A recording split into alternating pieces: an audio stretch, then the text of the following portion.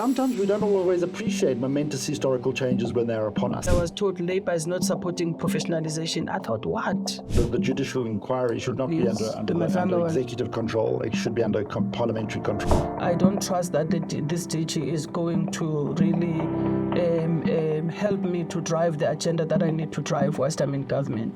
Good morning. Today I am hosting the Executive Director of the New South Institute, Dr. Ivor Chipkin. We are going to be having conversations about everything that's public sector reforms, but specifically focusing on the amendment, the Public Service Amendment Bill, which is currently at the National Council of Provinces, and where we've been doing so much work as the NCOP to support that particular work.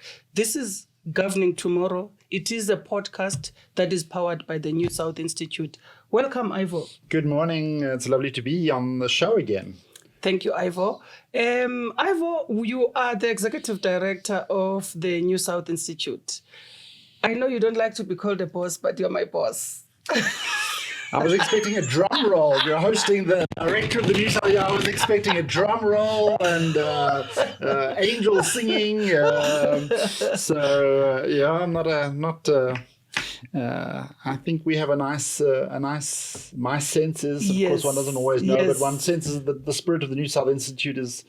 There's no boss. It's not a particularly hierarchical organization. I think the assumption is that people work hard and get on with their jobs, and that's so far been the case. So, and it's certainly been in your case. And I want to turn this interview around at some stage, because I think a lot of the key work that's been done has actually been done by you and your team, and I think it's some really important developments there. So we can hopefully get a chance to talk. Before you turn it to me, let's have a little bit of a conversation. Let's get to know you first.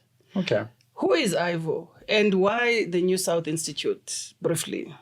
So, New South Institute, we started off originally in 2019 as the Government and Public Policy think tank. And the idea was to develop the space around public policy in South Africa, which I think is a space that has been quite constrained over the last couple of years, especially since the state capture period, when we were so focused on sort of defending democracy, protecting democracy, that we weren't doing much thinking around the kinds of policies South Africa needed to get going again. So to move South Africa into a space where we started to thinking around the future, thinking about the possibilities of the future with some degree of optimism, a degree of transforming institutions, of rebuilding institutional capacity, because remember, during the state capture period, there was enormous hollowing out of key state institutions, both in the state-owned enterprises, in tremendous weakening of Eskom, of Transnet, of PRASA, of a whole range of bodies, but also within government itself, tremendous weakening of the circuits that made these institutions function. So wanting to re-establish in the spirit of kind of a hopefulness of the space of public policy, to start thinking around policies oriented towards the future to get South Africa going. During those first formative years, which we were really kind of a startup, Yelena, my colleague, and my wife, we started the Government and Public Policy think tank, a small operation, started to get traction, started to do some interesting work, started to attract attention, and started to find increasingly that other parts of the world were interested in what we were doing, very interested in the South African experience, not just because of the disaster of state capture, but also the sense of the South African experience, of the post-apartheid experience, was incredibly important, not just for South Africans, but for other people also facing major challenges of democracy and institution building in complex environments. So we started thinking that the South African experience spoke to other countries involved in the delicate project of democracy building and institution building, whether in post-socialist countries, in Eastern Europe, for example, whether it's countries dealing with dictatorship and military rule, whether in South America, whether it's African countries dealing with in the post-colonial experience. Many people were interested in the kinds of work we were doing. So we started to increasingly frame our work in relationship to what we called the New South, not the Global South, because it included Eastern Europe and the post-socialist experience. So we started thinking, wanting to bring the post-colonial experience and the post-apartheid experience into conversation with the post-socialist experience of Eastern Europe. So we started thinking around this notion of the New South, because I think they speak to each other so closely and unexpectedly. Who would think that the Balkans, Serbia's experience, for example, would speak to South Africa's experience, and yet they speak to each other in quite fundamental ways. And we know that because I'm going on. The notion of state capture, for example, comes from a description or an analysis of the Soviet transition to a World Bank economist and an American political scientist watching the transition from socialism in the Soviet Union develop this notion of state capture. Thuli Madonsela somehow picked it up. It lands in South Africa. The report is written, the state of capture in South Africa. And suddenly, South Africans are all talking about state capture. Myself and Mark Swilling convened a small team and wrote that report which came out in 2017 called The Betrayal of the Promise, which helped galvanize a huge social movement opposed to anti-constitutional rule in South Africa. So suddenly state capture became sort of the talk of and continues to be a huge talking point in South Africa. But that notion of state capture in and of itself brought South Africa into immediate comparison with Eastern Europe and with the post-Soviet world. And so as strange as that point of comparison seems in abstract, in fact, our situations are comparable, and that's what we're trying to do. Talking about state capture, I think it was last week or a week before, that the presidency released an update report in terms of the implementation of the recommendations from the Zondo Commission.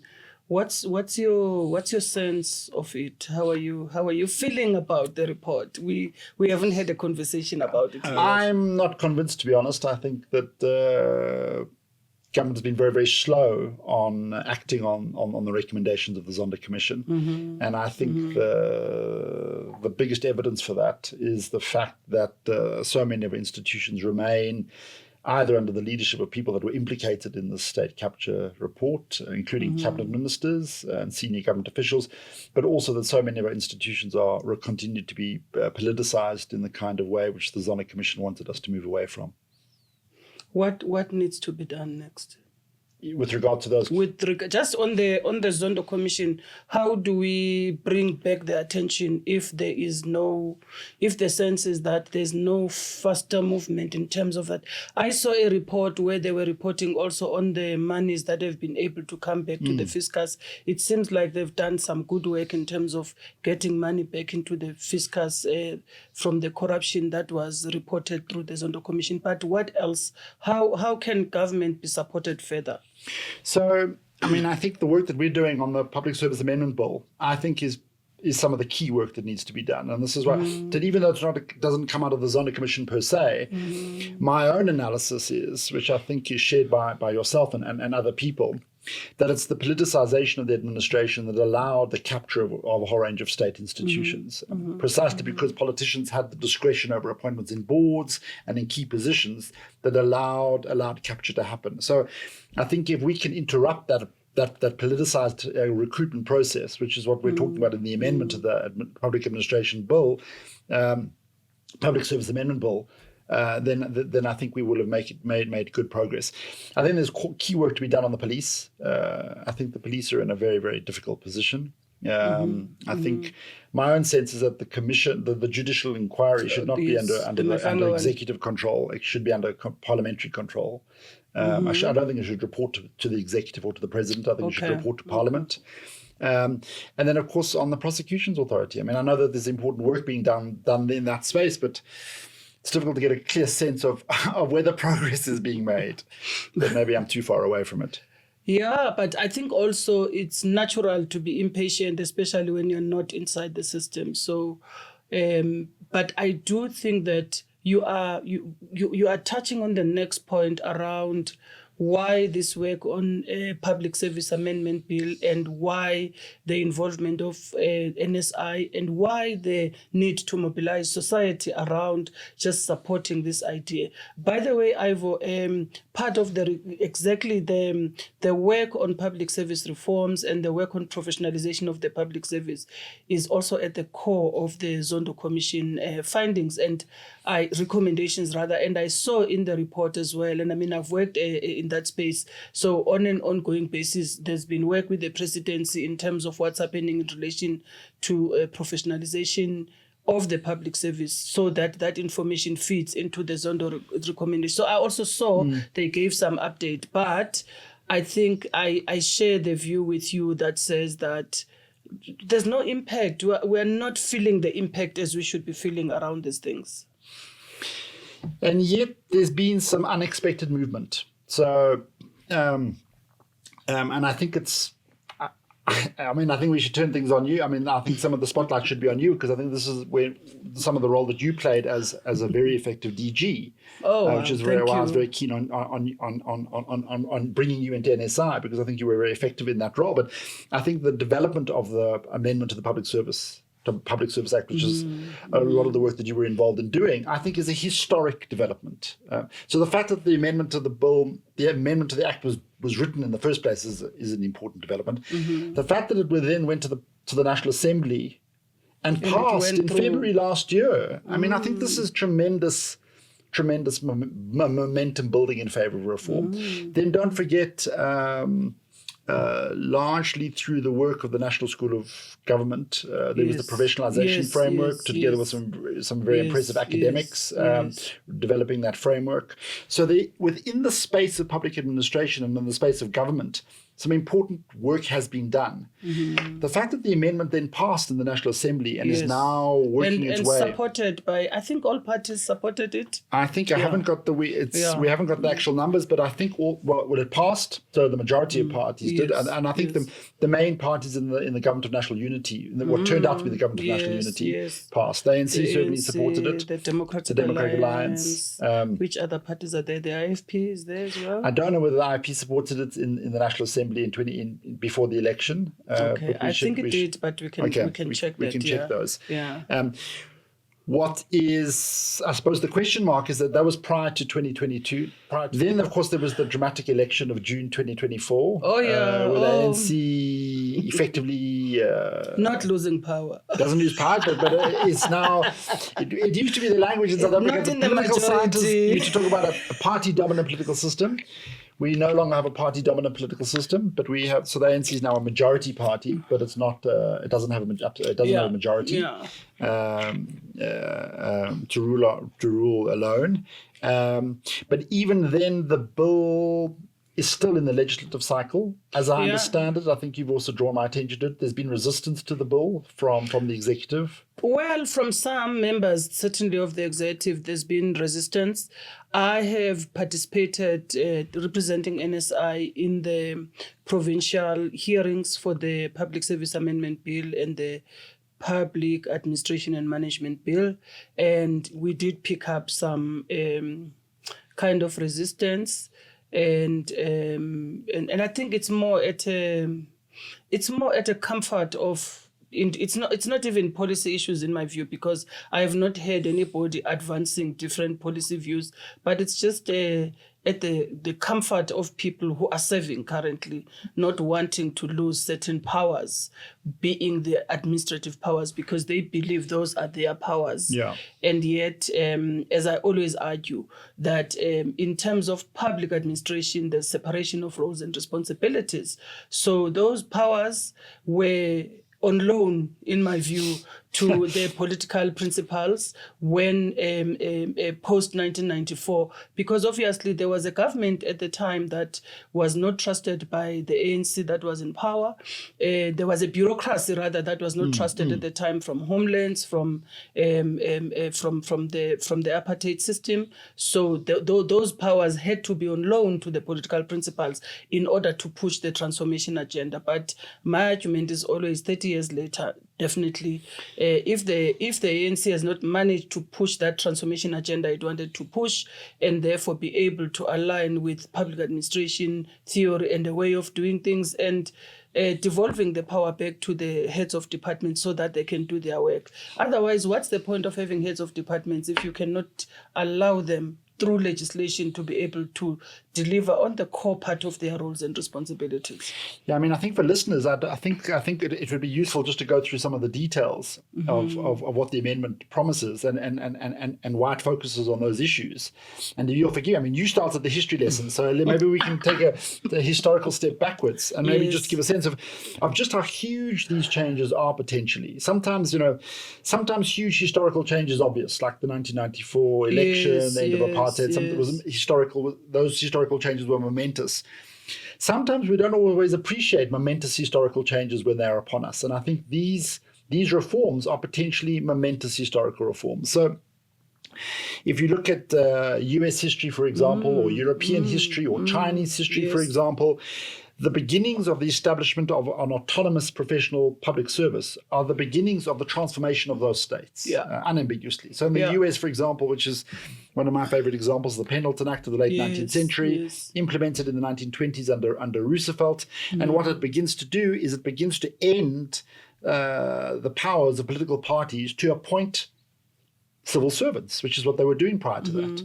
So it creates a wall or a barrier, if you like, between administrative functions and political functions, and it transforms the US system. And we see similar reforms across Europe in the 19th century. China, of course, had got this right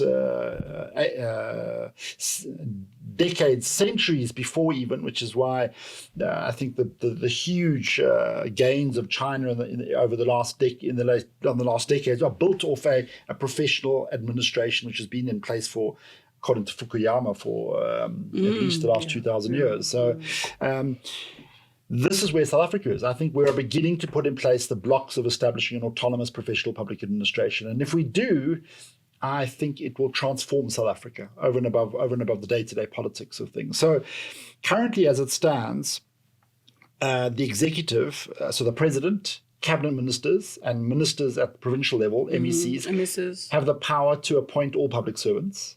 Yes. And they have powers over operational decisions in public in like departments. Organizational structures, like hiring and firing.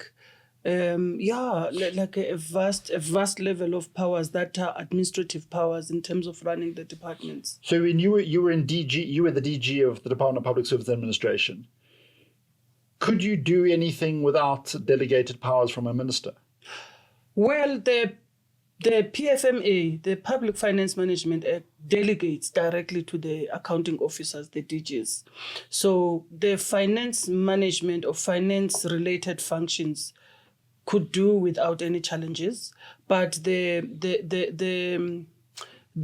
human resources and organizational running functions are directly related to the delegations by the minister. So you need to have delegations from a minister before you can do any of those functions. And those delegations stretch to things like appointments. For me, is the biggest issue amongst others, in the sense that you will have vacancies that are not filled for years. Because like in my case in the department, I think chief directors and of course deputy directors general were appointed at the level, they have to be appointed by the minister. So the process starts with the minister and the process ends with the minister. As much as I run with the process as the DG, but the minister, it must be kickstarted by the minister with the support of the department. So you will have vacancies running over a longer period of time because the ministers may not be available to do panels or this or that. Also, there's also inefficiencies generally from departments. Right. So I don't want to say departments are angels. So from a functionality point of view, the delegation of those roles, it works if you have a good minister who understands their role, who is able to drive a department, who is able to, to understand why they are a minister. But the issue is it must not... we've reached a time where, in my view, that role, the roles of HODs must not depend on the mood of executive authorities. The DGs by right or the HODs by right have a role and responsibilities to deliver in ensuring that departments, in ensuring a stable government in any case. So why do you have to depend on somebody's mood or somebody's interest in terms of getting that responsibility to do your role that you need to do? So it's important that we free that so that DGs or HODs are able to run, as professionals are able to run departments. So this is why I think the amendment bill is so important, because what it does is it deals with Section 3 of the Public Service Act. Yes. And it essentially shifts the balance of power in departments away from the politicians to the senior officials. Of course, it's not a silver bullet in my mind because some of those senior officials are not angels themselves. So I'm mixing metaphors here. Many of those senior officials were appointed through a heavily political process. They carry their own political baggage. They may be politicians themselves. Yes. And I think that's what you talked about, some resistance to the bill. And I think we can understand, some of the resistance is that there are new ministers from the GNU, for example, who are taking office, and they're saying... And who are not trusting some of the current DGs that are in the system because they identify them with a political party, which is the ANC. And if I am a minister from another party, I don't trust that this DG is going to really help me to drive the agenda that I need to drive whilst I'm in government. But also, I don't think ministers come to government to drive a political agenda. They come to government to drive a South African agenda. Of course, that agenda, that South African agenda, is influenced by politics, but it's not solely a political agenda in my view. We might, I think you have more idealism in this particular case than I do. I'm not so sure that they come with such motives. But I tell you where I do agree with you is that if you look, for example, at the case of Home Affairs today, Leon Schreiber has effectively inherited a Home Affairs department which had a very bad reputation for inefficiencies and corruption. I don't believe he's removing corrupt officials, but he's largely relying on the officials which he inherited in that department. And yet there does seem to be progress in turning around that department. So this idea that one can't rely on any of the existing staff, I think is a misnomer. First and foremost, he found a very good DG in the department. He's a former colleague. I've worked with him, I've interacted with him. But secondly, he also found a department that had done a lot of work in terms of stabilizing and fighting corruption and doing all these things. So, and he built on that. What I like about him is that he has not thrown things out that he found there. He built on them. And one of his biggest strengths, and I've observed this, is how he works with officials in the department. If he needs to be a Father Christmas during the Christmas period in order to influence the culture of the department, he's able to do that. If he needs to introduce rewards for employees or to acknowledge employees who are performing. So from a culture change perspective, he's also doing quite amazing work. I've observed him, I follow him on LinkedIn, and I observe all the work that he's done. He's really brought volume to the work that has been done before and also brought ideas, new ideas, especially around, I think he's very passionate about technology. And I've seen that he really pushes on issues related to technology. But let me tell him a story about him. So when I was a DJ at DPSA, he was in the portfolio committee for the longest part. He was in the portfolio committee for public service and administration.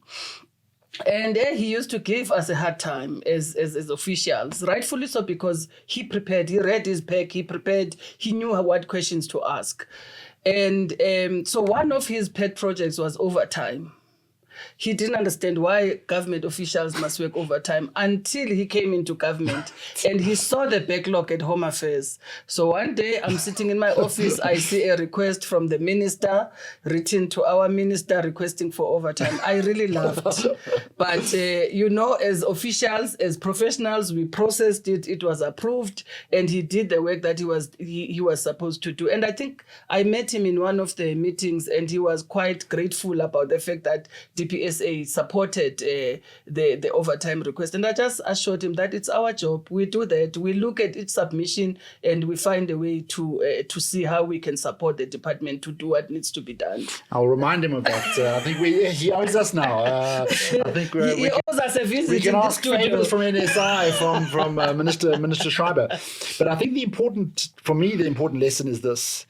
Because I think they're going to be new ministers. They're going to come into office from the GNU or other places. They're going to inherit these officials. They're going to be inherently suspicious of these officials, and therefore they want to hold on to those powers of recruitment and of operational decisions, which are the powers that they currently have. Yes. And I kind of understand where they're coming from, because they, again, like the ANC in 1994, they don't trust the officials to do their jobs. What I think is necessary is for them to realize that repoliticizing the administration is a mistake. It reproduces the very fundamental problems which have plagued the public administration for the last 30 years, that the way forward is for them to release those powers. And I think so. That is the tricky situation, which I think the tricky persuasion that we have to persuade that is the right thing to do, because it's very easy to want to hold on to those powers. Look, I mean, I think also they have fears, because remember some of them who have been, in fact, interestingly, last night I had some interesting conversation on WhatsApp group about the same issue. But I understand their fear, some of them, and their sense of discomfort, because we said earlier on that heads of departments, they're not angels themselves. Absolutely. And I think we must acknowledge that. But we are not about individuals or about a system. We are about how a system functions, because that system must find the good individuals to run the system. So I think that's very important. That what I like about the amendments, and I think that came through when we were at the NCOP, some inputs that were made, not at the NCOP, before the National Assembly processes.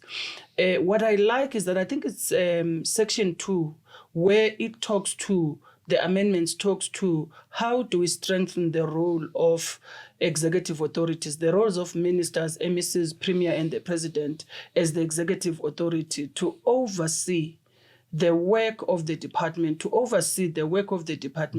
and to hold accountable the DG. So it's very important that whilst we talk about devolving administrative powers, we also talk about how do we support the political principles to hold accountable the people who are supposed to be running with these administrative powers, so that we don't have a problem where now there is a disconnect because all the powers are with the head of department and the head of department is running amok. So the system itself must be built and strengthened in such a manner that the political principles are supported to hold the accounting officers accountable to do the work of the department, to deliver. And if you remove the political principles from meddling in doing the work of the department, you will not have an HOD saying, I couldn't do this because the MEC blocked me or because the minister blocked me. There's an annual performance plan of the department. It's purely your responsibility to implement it. Yep. And I hold you accountable on implementing it as your minister, as your MEC. Oh, I think you put your finger on something so fundamental. This is not easy stuff, this. And it's a question of a balance, because in South Africa, we've overstressed the role of the politicians and the executive with regard to the administrators. But to go the other way is to give the public servants too much autonomy, to insulate them too well, creates a problem with Max Weber talked about the iron cage of bureaucracy, where they're unaccountable. And this is, I think, what's informing. And I guess it's also what Trump is worried about currently in the US. Yeah, Trump's notion of the sort of Trump's populism around the deep state. Deep state, it's this idea of the bureaucracy has a life of its own, a world of its own, independent of the political masters. So we need to avoid politicians having too much power over the administration, but we want the administration we don't want it to have too much autonomy. So it's this kind of balance. Yeah. I mean, what we definitely want is politicians to be able to say, to be able to hold senior officials accountable. Sorry, the department's not performing. It's not performing on the mandate of my political party. I'm holding you accountable. They need to be able to remove DGs and heads of department. There must be mechanisms of holding them account. So I think it's this balancing act. Also, as you said, the current lot there's no angels. No. So we need, and this is why these reforms must be part of a much bigger process of reform, of which some of the thinking has already been done. Professor Mashupia Masiramule, for example, they've done some important work in this regard around a professionalization framework. I think a lot of credit must be given to that work in that regard, around a minimum entry exam into the public service, providing a route for people, a training route, so that people enter departments properly trained. As you know, you and I have just working on the basis of post-sale data about the aging of the public service. Essentially, that so many current public servants are entering retirement age. That first generation of the post-apartheid public servants are at the end of their careers. And there's a huge need to train a new generation of public servants. So there's a huge opportunity and a need to produce a new cadre of public servants with a new ethos, more independent of political parties, more better trained, better equipped, better skilled to take up those positions. And that's, I think, where there's a huge opportunity in South Africa. There's definitely a huge opportunity for that. But also, I think the young people that, in fact, anybody has a right to belong to a political party, to associate with a political party. And some of those who associate with political parties will find themselves in the public service. But I think what is important is, as part of that training, is not to bash political parties and say, no, you must not be associated with a political party. The Constitution gives them that space and that right to associate. But it's important, it's how they conduct themselves in doing the work that they are supposed to do in the public service. Because it's quite critical that in doing that work of the public service, they have to know, as public servants, they are there to serve everybody without any biases that are linked to personal preferences or political preferences. So I think that the point you are raising around training this new cadre of public servants and deploying them into the public service in order to ensure that or appointing them rather than deploying them. Appointing them. You see, you still have appointing them, an older language. Appointing them into the public service so that they are able. You also want to influence the culture in the public service differently and in a much more positive way. So I really think there is that space, but there is financial constraints currently that the public service is facing. So I suppose within those financial constraints, they must still be able to prioritize.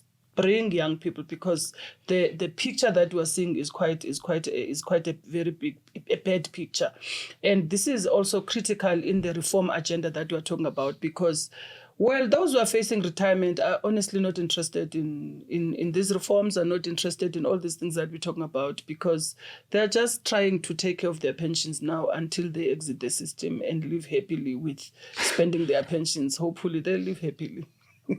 So yeah, I think, but also, Ivor, the other thing for me is that we, on the same line, we will never, public policy is embedded in politics, and public sector or public service is about resolving public policy problems, which are inherently political in nature in most instances. So there will never be a complete disconnect between the politics, public policy, and the public service. But the most important thing is the conduct of the employees who have these roles and responsibilities. The conduct of the politicians who have the leadership and oversight responsibility, the conduct of the public servants who have a responsibility to implement and to not have bias in terms of that implementation and work that they are doing in the public service. I mean, I think you've said so many important things. I mean, I the metaphor that I like to, that I find useful, it's got its own problems, but it's this idea of an engine. I think this is Max Weber's metaphor, and we can think about it in terms of a car. The role of the politicians is to drive the car, to determine the direction, the speed, how the style of driving. That's the role. That's why we elect them. We elect them to drive fast or take the car in a particular direction. The administration is the engine.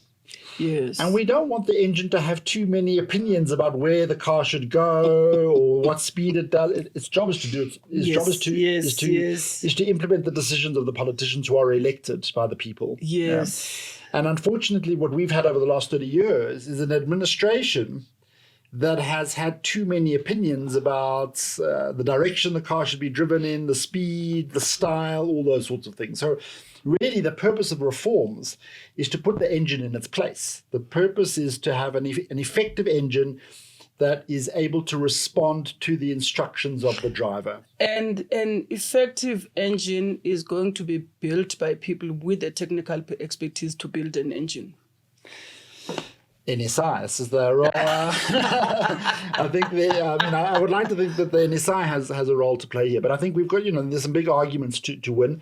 I'm very proud of the fact that we're already at this stage. The fact that there is a huge reform process unfolding already, Yes, I think is tremendous credit to South Africa. I think South Africa, we have so many reform processes unfolding within the public sector.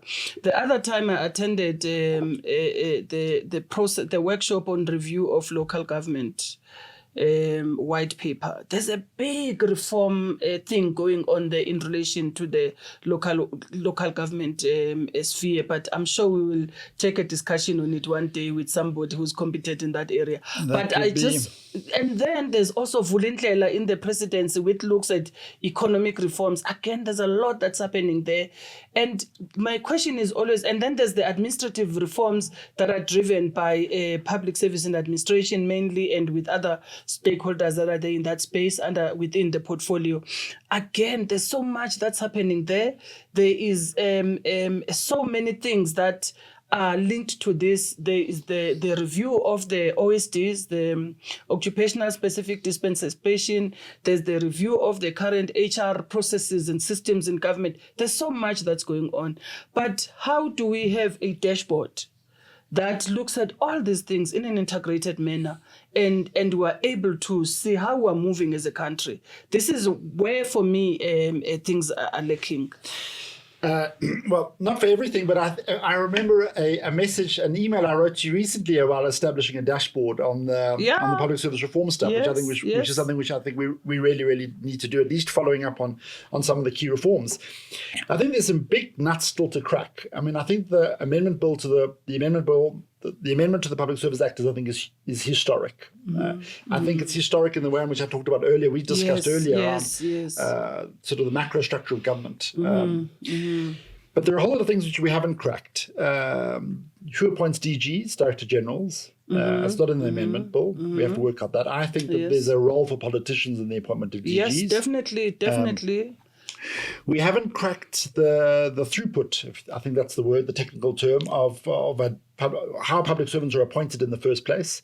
I'm in favor of a universal entrance exam to the public service. I know the professionalization, the professionalization framework discusses a kind of an entrance exam at a very low bar. And for a very selected group. But now I think they're also expanding it to, it was for senior management, but I think now they're expanding it to middle management service. So they have a phased-in approach into the amendment, into the Nukela rollout. Right.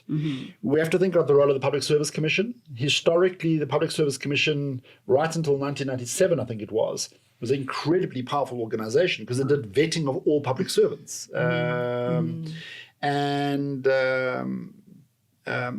I think to some extent its role was effective. So we took all those powers away from it in 1997. We didn't allocate it to anybody. So no one does vetting of the appointments of public servants anymore, independent vetting of public servants. Okay, they do it internally in the system. Each department does the vetting themselves.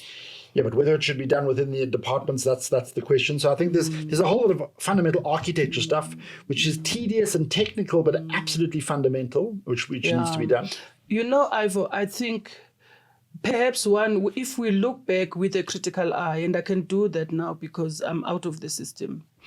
And one of the things that I think we did not think very well about is to what extent we decentralize. There's been a massive, I think 1997, there was a massive decentralization of roles and responsibilities. Everything was decentralized to the political principals, to the ministers, to the MECs, to etc. But there was no effective monitoring and evaluation system that supports that decentralization.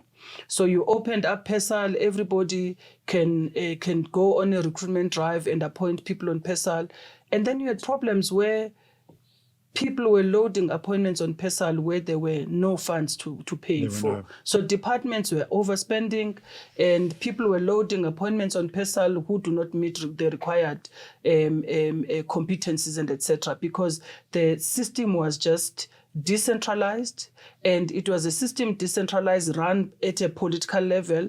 So you would, when you engage with officials and ask, but why do you continue to appoint people who do not qualify or who do not meet requirements, or why do you continue to appoint when you do not have resources to pay for this, because this leads to over expenditure. So officials will say, but my political principal has said we need to do 1, 2, 3, 4, 5.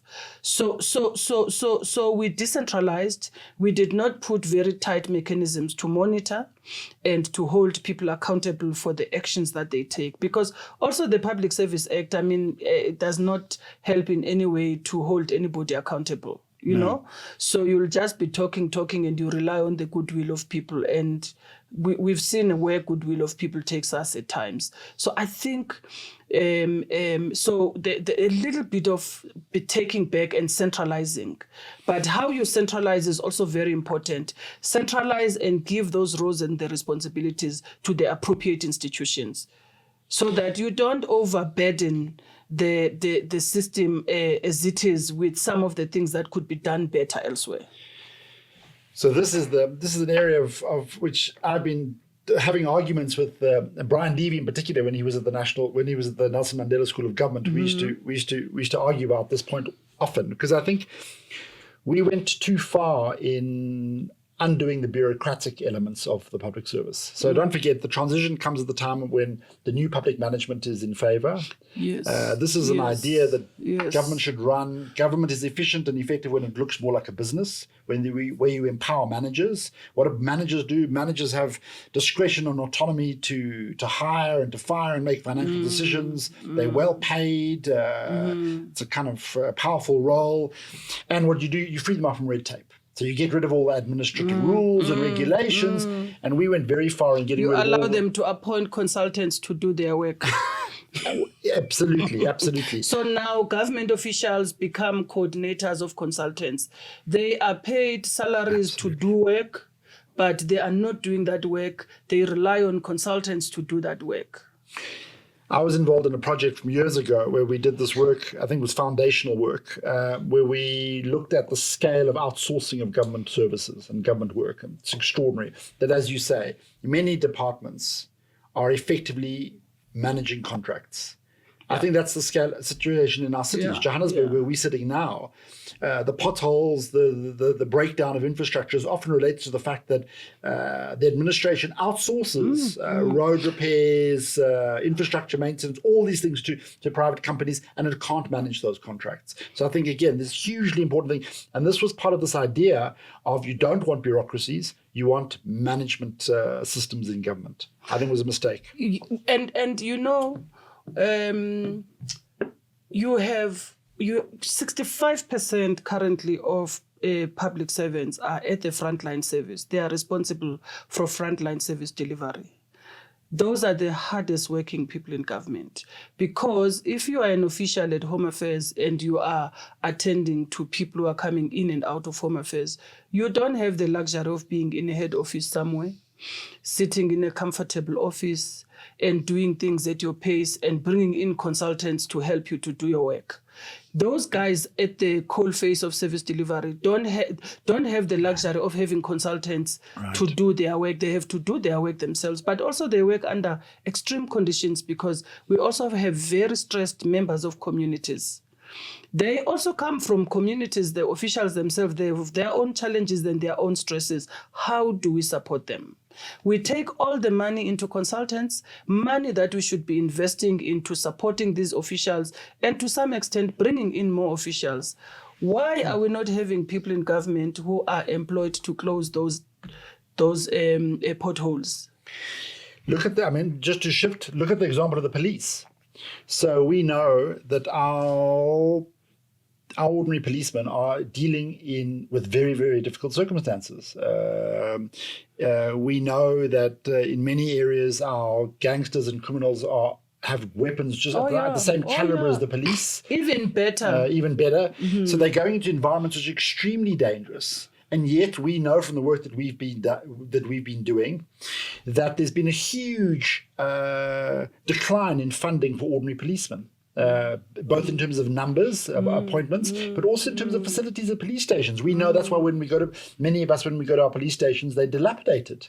They're not properly maintained. Lack of resources. The lifts are not working. The basics are not in place. They don't have vehicles. They don't have fingerprint kits. They don't have the basics to do their jobs. I think that's the case across. You talked frontline staff. I think the policemen are the frontline staff. Yes. Home affairs, in yes, hospitals, frontline staff simply don't have the resources they need to do their jobs effectively. Remember, there was a case in Northwest Province a year or so ago, where the nurses in the maternity ward put newborns in cardboard boxes because they had run out of beds. They couldn't, so they made a discretion to put them in those boxes because they'd run out of beds and they couldn't turn mothers who were who were there to give birth away, because that would have been something else.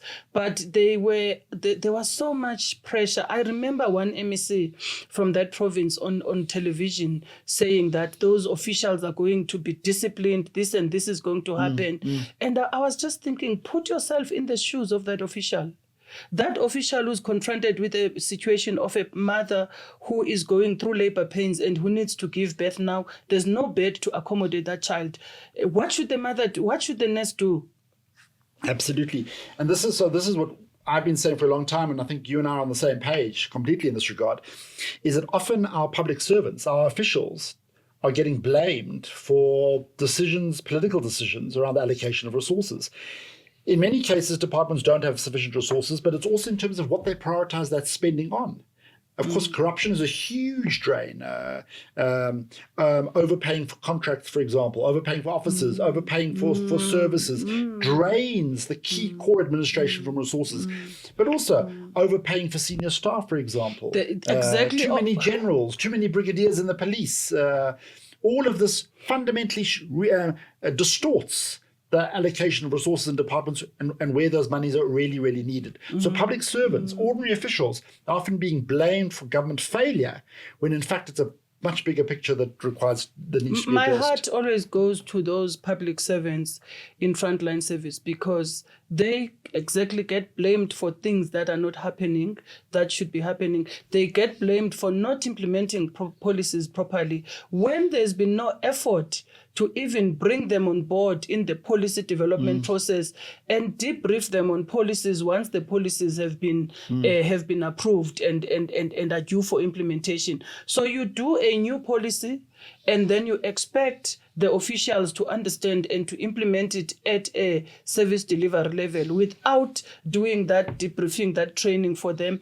Those officials are going to rely on their discretion and judgments, because Absolutely. they don't know anything better in terms of how they do their work.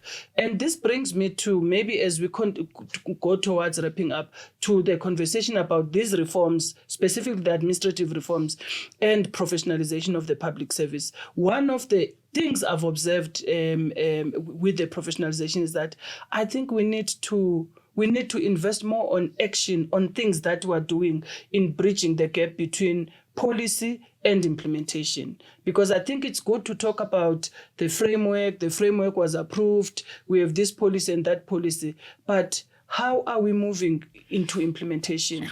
And what is our scorecard on implementation? What are the things we're planning to do, and how are we doing in terms of those things? How are we assisting officials at service delivery level? Because the officials who are going to the people who are going to professionalize the public service is first and foremost those at service delivery level. It's not people at head offices in Pretoria and elsewhere. Absolutely. I mean, I'm really encouraged by the fact that COSATU is supportive of the amendment. Because I think union members, ordinary officials, have so much to gain from these improvements. They've been blamed. They get all the bad rap for when things go wrong, but actually they've got a lot to gain from getting these amendments and these reforms on getting them going, getting them through. And I think it's absolutely right. And then it comes down to sort of really the hard work of process engineering, getting processes correct, supporting frontline staff, getting them adequately resourced. Your workplace procedures, and Right. just being able to support them. So COSATU has walked this journey with the DPSA and government at large, in the sense that they've actually made so much contributions into the policies, into the amendments to where they are today. And part of what we had to do was to go into the bargaining council and really take colleagues from labor through the amendments. And even with the professionalization framework, they had to go into the bargaining council. Colleagues from labor raised a number of things, concerns that they had, and then which had to be looked back. And in my reflections, I've been thinking about one of the things, because when initially I was told labor is not supporting professionalization, I thought, what? How can they not? I mean, this is such a noble idea. This is such a good idea. But with my reflections now outside the system, and the work anyway we did with the colleagues in labor at the bargaining council and NETLEC, with my reflections, the things that labor has been raising around tools of trade, because the argument has been, you can't talk about professionalization when public servants do not have tools of trade to do work. Absolutely. When nurses in hospital do not have basic tools of trade to do work, when officials who interface with people like the police, as we're saying, do not have basic tools of doing the work that they're supposed to be doing. And I think as part of this a move to implement the professionalization framework, it's important that we government deals with the issue of tools of trade for employees, because indeed you can't professionalize if you don't have the same tools of trade that are supposed to assist you to deliver the services to the people. You are not going to be able to achieve what you need to achieve. Absolutely. And this requires a rethinking around the allocation of resources and who decides how those resources are allocated, to move those decisions to professional administrators who know where the things are needed, to doctors, to officials, listen to nurses, them, get them to make an input into that process. It's very important. I mean, I remember at Home Affairs, some of the delays were caused by the fact that they had an automatic camera where the officials couldn't control when the shutter clicked. So if you were taking a photograph of a baby, for example, to get the baby to stare at to look at the lens when you wanted it to, when the shutter click was almost impossible. So it took forever. And yet those officials did not have discretion over, couldn't control what camera apparatus they could deploy in that office. It's also about involving them in decision making, exactly around what to procure in support to them. Absolutely. Because they know best. It's like when you talk about innovation. If you are innovating in the public service, the public servants themselves are the best innovators. Those people at frontline service are the best innovators because they know what is working, they know what can work, because they have to deal with communities on a day-to-day basis. Yeah. I mean, I know you want to end this, but I would the way I would like to think of ending this, and to just appeal to a general public, is that South Africa is in the midst of major historic reforms. They don't have the urgency or sense of drama of 1994, but they are no less significant, actually, the kinds of reforms that are on the table. And I think it's very important that we all get involved in supporting these reforms, both whether it's MPs, whether it's people in the provincial legislatures, whether it's people in civil society organizations, the general public, to become aware that South Africa, again, is in the midst of historic change. In this particular case, this is very progressive and positive change, and which is exciting and frustrating at the same time. We're very, very close to something really important being over the line. And if we get this amendment bill passed in the next coming months, I think South Africa will be in a different place in 2026. And I also don't want us to forget our region, Africa, because the reform agenda, Yes, we are focusing on South Africa in this conversation and what is happening in South Africa. But I had an opportunity of attending, I went to the Africa Public Service Day, as you know, in June. And is that the one in Addis Ababa? Yes, the one in Addis Ababa, yes. And the need is greater in Africa, and they look a lot up to us on some of these reforms that we're talking about. We participated as NSI in the panel discussions, and it was quite there was quite good feedback. And in terms of where to from here, we hear you what you're saying. These are the challenges, but where to from here? And I was thinking that as we wrap up, that we have a program that we're doing on the young scholars and the fellowship, the NSI fellowship, which really aims to connect with young people, with public servants within the Africa region to further work on finding these solutions and presenting these solutions to our government, because as NSI, we can do so much. We are not running government, but we can provide support, we can provide information, we can provide evidence-based information. So I'm quite excited because finally, I think the recruitment stage is over.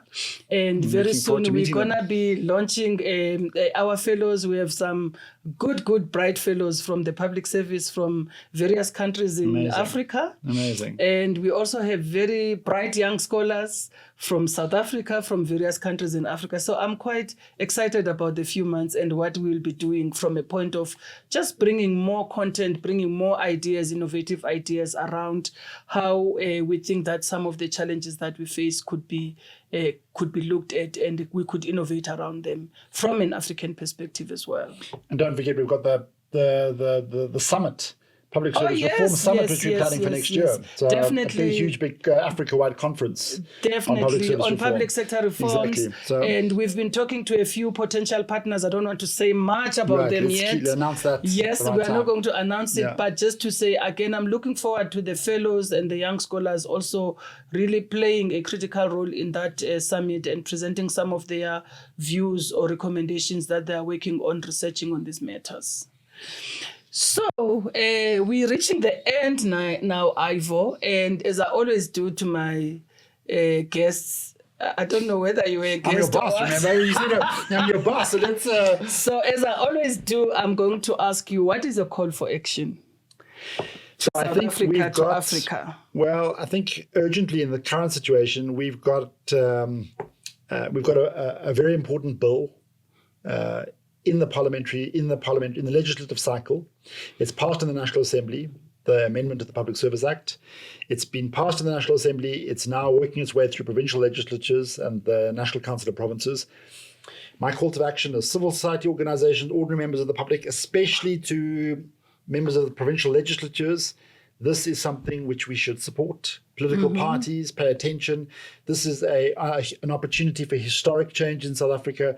We don't want to miss this opportunity. Please get behind this bill. The process is still in provinces and NCOP, and I understand that provinces are busy with their negotiating mandates currently. So indeed, I think as provinces go into voting, please remember that it is you who will make the change that needs to be made in the South African public service currently. And on that note, I think we can close. Ivor, it was a long conversation that touched on a number of areas of public sector reforms that are taking place in South Africa. And you started by also bringing in the history from the global platforms as well as our South-to-South relations as well. And I do want to say that from us at Governing Tomorrow, which is powered by the New South Institute, we just want to say thank you again for listening to us and for entertaining us. And be bold and in support of the reforms because we need them. Thank you.